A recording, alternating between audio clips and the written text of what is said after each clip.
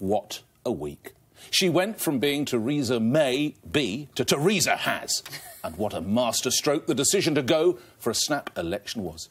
The dreary ragtag band of naysayers in her own party, political opponents, Ramonas, Lords and Labour were left gulping for breath like stunned mullets, as Mrs May showed the sort of dexterity normally reserved for Lionel Messi. The election is needed, not just in Westminster, as the Prime Minister said, or in Europe, but also to clear the air across the country.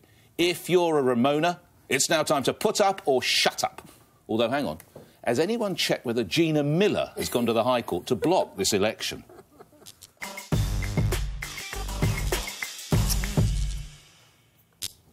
Well, Nick, you see, the person I have most sympathy with was Brenda from Bristol, basically. You know, the woman who said, we don't really need another one. And I have to say, what I don't understand is why she didn't do it a year ago. And that's where I become a bit suspicious, because when she first got elected leader, it seemed to me she would have got a good result anyway, and it seemed to me that was the moment when she could have said, I'm doing this because I need a mandate.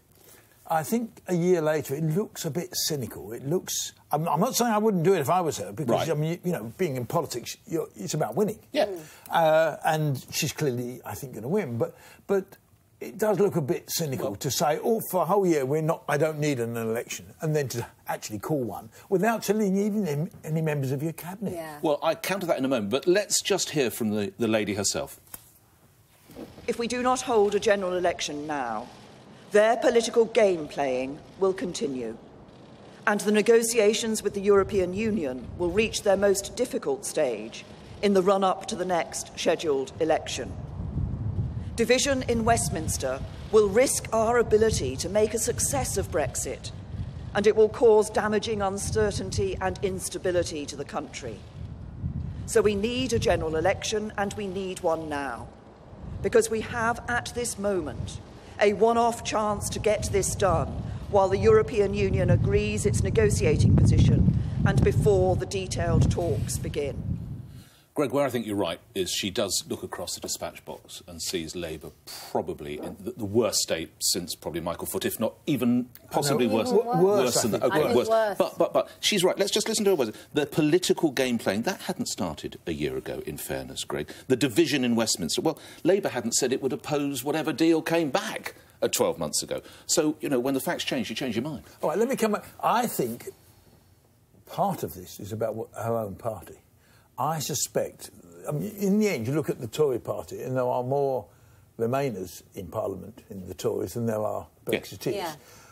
Yeah. She, I think, was probably scared of what was going to happen towards the end of the negotiation, when they don't achieve what she wanted to achieve. It's not partly about her own party. It's completely about her own party. I mean, look, Nick, I'm not saying it doesn't make sense for her to call an election. To call her a genius is ridiculous. It's what any Prime Minister would do, looking across the dispatch box, seeing basically no opposition, and then having the audacity to say that this is for the good of the country. It is. Listen to what Neil Kinnock said, because I think he got it spot on. Oh, my God. Kinnock. The real fear that she's got of instability is coming from within her own ranks. The hardline Brexiteers who want to get out of the EU as fast as possible at any cost whatsoever to the British people, and those who are a smaller number but nevertheless influential, who want the softest possible departure from the European Union with the maximum possible access to the single market and the customs union. Now, it's in order to try and quell any potential rebellions within her own ranks that Mrs May is seeking this steamroller mandate. Nick so can't bear to hear the truth. He actually had to cover his ears. I am not going to take lessons, as they say politically. You can't handle the truth. Oh, please. Couldn't you get Gordon Brown? No. Listen, just be honest with us. Yeah. You know, it's not about... Not you, I'm talking about Theresa May. Right. But you could be honest as well. This isn't about the good of the country. It's about shoring up her interest in her party, silencing her critics. And you know what? That makes sense as a politician. You're going for a power grab, but just don't insult our intelligence by pretending this is some patriotic move. It's all about benefit. I want to get Michelle, because I've got one person I think nodded a little bit when I started off. Yeah, do you not, and as someone who's been in business, to go and negotiate with these folk from Europe when you've got I would imagine, a stonky majority, that's got to strengthen the hand, Michelle. Yeah, and I agree with you. I think it will. And it's good therefore it's good for Britain. This is what I'm driving at. Therefore it's good for Britain. I do think it's good for Britain because I think that what we need going forward with Brexit is certainty, and we need people coming together because we are desperately split at the moment.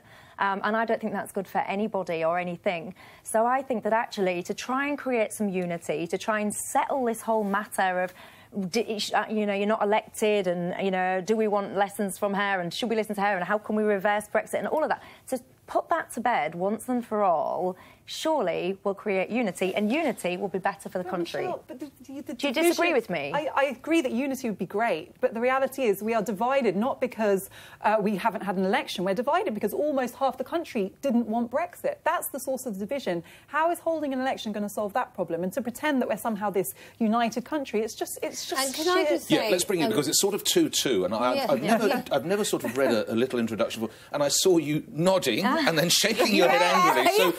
So a mixed message, clearly. A mixed message. So I agree with the first part of your analysis in that it was a masterstroke. Right. I'm sorry, Afua, it is genius. I am a lifelong Labour supporter, as you know, but I've got to hand it to Theresa May. Like, that's a badass move, as they say where I'm from. So credit to her. But long term, I don't think it's good for the country. Because? I think because an absolutely decimated opposition is not good for anybody. I agree with that. And it's almost like it was such an easy move to make, and she made it. And the terrible thing for her is actually in this weird current political climate that we're in, there is an electorate that isn't being represented at the moment. These are people who are Remainers. These are people who none of the parties really speak to. And I think if at the end of this election we do see all sorts of splits happening, there could be a new powerful movement that happens that next time round could be the end of her. You've talked about this before, didn't you? So she may think this is a shrewd move, but we'll see 5 years from now. What was clearly impressive was that nobody knew. Yes. Yes. I mean, when did a politician last pull that off? Do something quite so dramatic. Was it major on the soapbox? I think that was the last time. So we're going back about 20-plus years. A decision, an announcement of this magnitude. You're absolutely right, Greg. Nobody knew, and I think that was interesting. I'm not sure it's very democratic, but it is interesting. But Greg, don't you think that that's also frightening? Because the whole sort of criticism of Theresa May is that she doesn't consult with her cabinet and that it's only her sort of inner core group, her advisors. It is true. That is one of her main criticisms. That's been strength. That's been the criticism of every Prime Minister, with the exception of the coalition, which couldn't allow that to happen. But her more so. I don't think David Cameron would have been able to not inform his cabinet. He's going to call a general election. As a Remainer, let's look at what it could mean. That the real bust-up she was going to have in the end on the deal was actually not with the Remainers, but with the Brexiteers. That the Brexiteers in her party won't be happy with whatever she brings back unless it's dramatically, you know, Brexit. Out.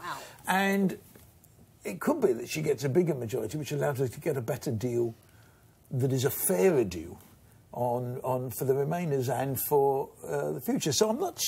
it's quite difficult to know quite what she's going to do. Presumably, I mean, if you look at the currency, which, by the way, is at its lowest level for years... No, it's going up. Yeah, it's going up. I was going to say, presumably the reason it's now on the up is because... Got to buy some euros. No, let me just say what's happened. The pound has been at its lowest level since before the credit crunch. It's made a small rise. 120. Presumably because people think that maybe you're right, Greg, and that this is a way of actually silencing the hard Brexiteers and actually negotiating more liberal Brexit that maybe she secretly wants. But who knows? Because there's nothing transparent about this. I don't know what her strategy is, do you? No. But she'll outline that, and that's what elections do. You've got to outline. She's not going to outline the truth of why she what will won be an interesting in election the next few weeks as we discuss this. I mean, there are one or two issues that could be quite difficult for her. I think what does she do about old age pensioners is going to be quite an interesting discussion. What do you mean? What do you mean? What does she do? Well, I mean, the feeling coming out of the Conservative Party was that the triple lock on pensions and the rest of it had to go. Now, that's quite hard in an election to do that because they're the people who vote en masse. But they were mainly Brexit, though, so she's going to get them with that side of the vote anyway. Yeah, but... Yeah.